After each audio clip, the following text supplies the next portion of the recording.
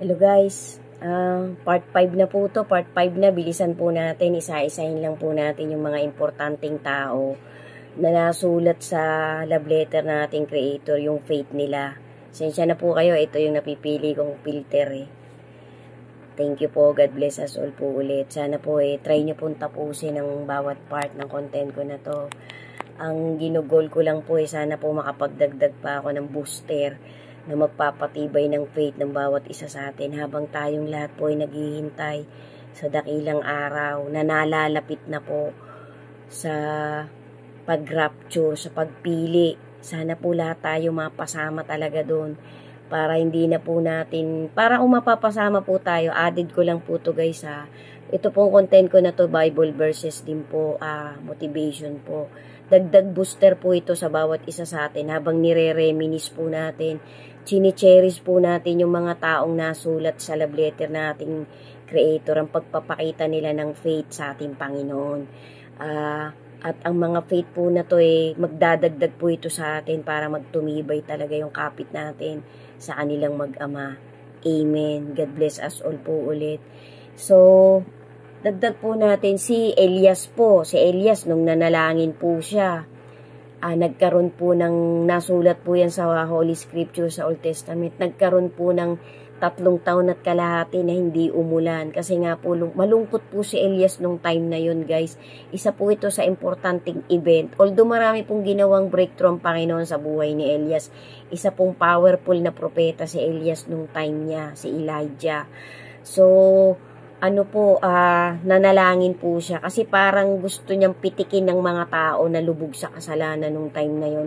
Hiniling niya po sa ating Panginoon. Kasi matuwid na tao po itong si Elias hindi po talaga nagkaroon ng ng ulan. Wala pong ulan, 3 taon at kalahati. Natuyo po yung mga pananim ng mga tao. Tapos nung napansin po ni Elijah, ni Elias na medyo parang nagsisi ang mga tao, nanalangin po ulit siya at nagkaroon ng ulan. Isa po yan sa parang napakagandang event ng buhay ni Elias. Tapos ito pa po si Daniel po. Si Daniel po may faith din po siya. Naging isang parang parang advisor siya ng hari nung time na yon.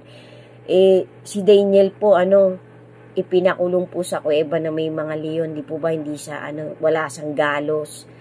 Tapos yung mga kasamahan po ni Daniel inilagay sa horno, hindi nasunog. 3 po yata yun o 4. So nagkaroon din po ng breakthrough. So napakaganda pong mga insidente yan guys. Ibig sabihin kapag talaga tayo may faith sa Panginoon, hindi tayo babaliwalain ng ating Panginoon. Pakikinggan niya ang ating pagsusumamo, ang ating panalangin sa Kanya, lalo na kung ang puso natin nagsisisi talaga na buong puso tayong nagbibigay ng tiwala sa ating Panginoon. Isa po yan sa mga pangyayaring hindi makakalimutan sa love letter ng ating Panginoon, yung mga ginawa kay Daniel. Tapos sino pa ba? Si Daniel, si Jeremiah po, si Jeremias, nasa tiyan pa lang po siya napakalakas na po ng espiritu niya. Tsaka po si John the Baptist, parang pareho po sila. Pinagbubuntis pa lang po sila punong-puno na sila ng spirit. Dirigaluhan na sila ng Panginoon. Kasi nga po, mga magiging piling propeta po sila. Tagapagtawid po sila ng mga salita na talagang nagkakatotoo, na talagang sinalita ng ating Panginoon. Ginamit po silang mga propeta. So, punta na po tayo sa guys. Basta marami po, may mga babae pa rin po na nasusulat sa Old Testament yan po yung mga climax yan po yung mga parang kristal na talagang naaalala kong tumatak talaga sa utak ko na talagang nagpakita ng mga matitinding breakthrough ang Panginoon sa mga taong to. So, yung pong unang-unahin po natin yung 12 propeta ng ating Panginoon na naging disciple ng bigatin sa nating Creator. Yan po, nangunguna po yan sa New Testament, sa ikalawang aklat ng love letter ng ating Creator. So, si John the Baptist, ang pinsan po na ating Panginoong Hesus. Si John the Baptist po napakatatas niya po magsalita, niya po magsalita. Ang bawat sinasalita po ni John the Baptist tumatagos. tumatagos talaga at nangyayari, nagkatotoo po. Kasi ano po matapang na propeta po si John the Baptist. Siya po ang kauna-unahang talagang naging baptizer na ating Creator. Tapos siya po ang ginamit na ating Creator para mag-baptize sa ating Lord Jesus. Doon nga po sa ilog ng Jordan, sa Jordan River. So, yan po sino pa po ba? Si Peter po. Talagang sumunod po talaga sa ating Creator, si Peter. Tapos yung mga babae po, si Mary Magdalene. Tapos yung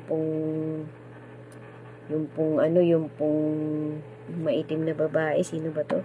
Yung Ethiopian. Tapos yung pong babaeng dinudugo ng 12 years na naubos na ang kanyang kayamanan, na itinakwil na siya ng kanyang pamilya. Nagpakita po siya ng matinding faith na idinadalangin niya po na kahit hindi pa niya talaga nakikita ng harapan natin Panginoong Hesus, ang kahuli-hulihang sugo ng ating Creator, ang kanyang bugtong na anak, nananalangin na po itong babaeng to na mahawakan lang daw niya yung dulong damit o kahit laylayan ng sinturon na panali ng damit ng ating Panginoong Hesus ay gagaling siya.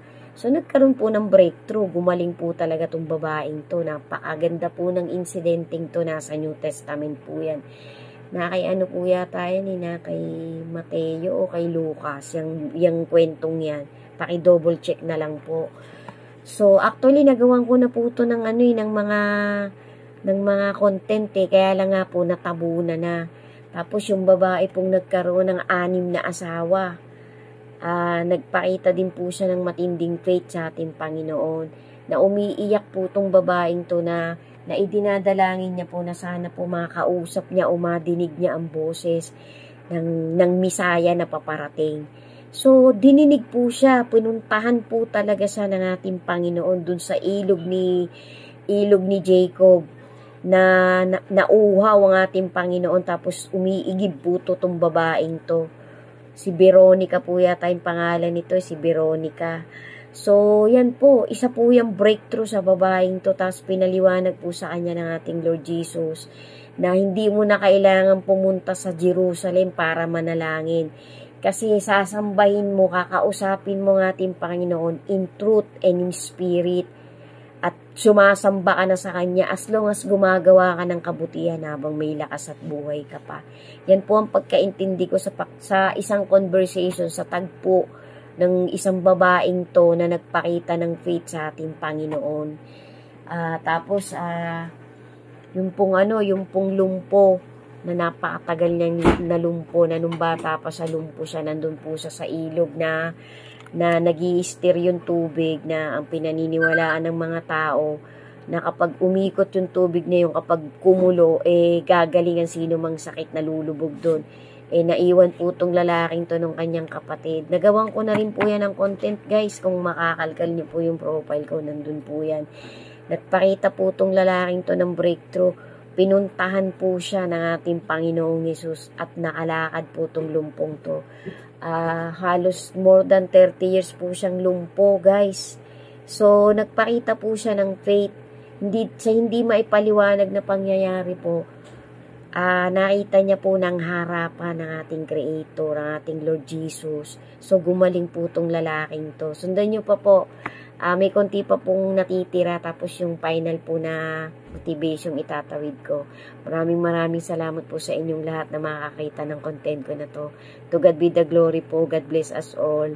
And always have strong faith to our Creator and to His begotten Son. Amen. God bless us all po.